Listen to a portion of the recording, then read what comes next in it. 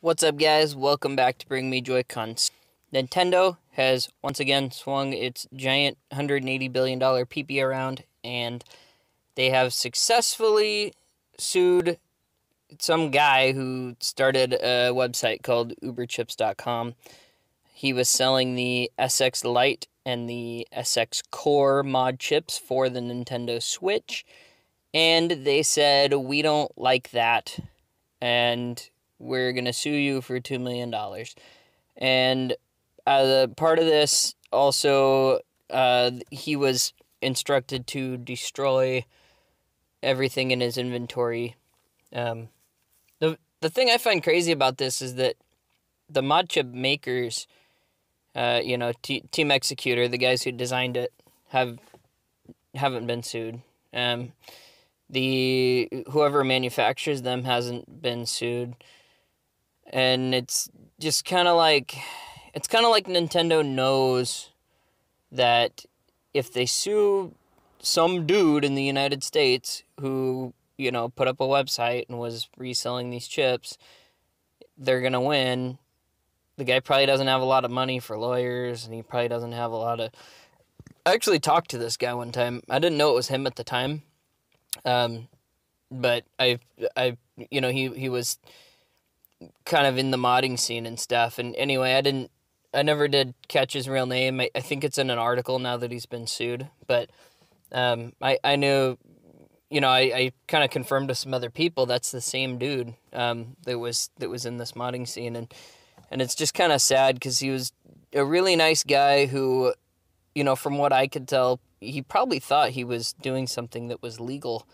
I don't think he would living in the United States, I don't think most people just make a website that anybody can search up to do something illegal. So, he's just like a regular dude who liked video games. So it's just really, it's sad. It was like a settlement. I don't think that, he probably was like, oh shit, what do I do now? Nintendo's after me.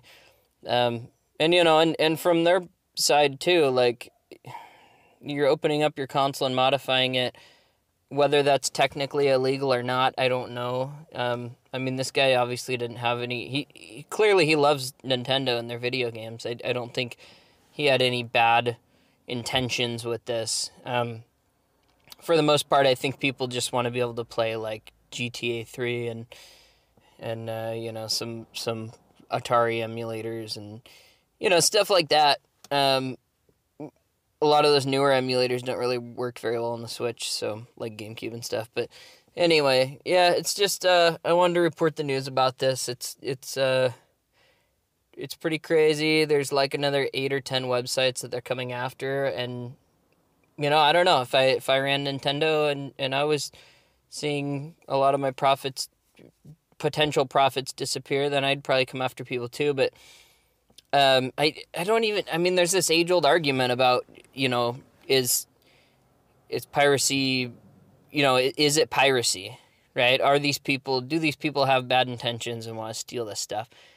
And I don't think those are people that would have paid for anything to begin with. So if there's a guy who buys a mod chip or something for like $55 and he puts it in his Switch and he, even if he is like doing piracy or whatever, I don't know if that's really a money loss, because otherwise that guy would have just never bought it to begin with. He would have said, you know what, I can probably live without it. It's not a big deal.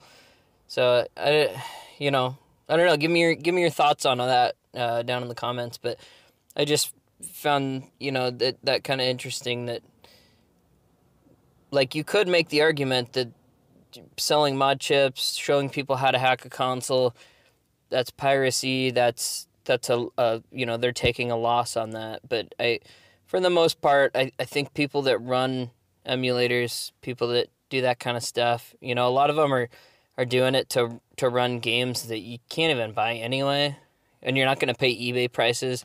You're not going to buy a cartridge for a game that's like $500 because of the scarcity of a game or something, and it's a game that they sold 15, 20 years ago that they, they're not profiting off it anymore. And I just don't know if there's really an argument there to say that they're losing money.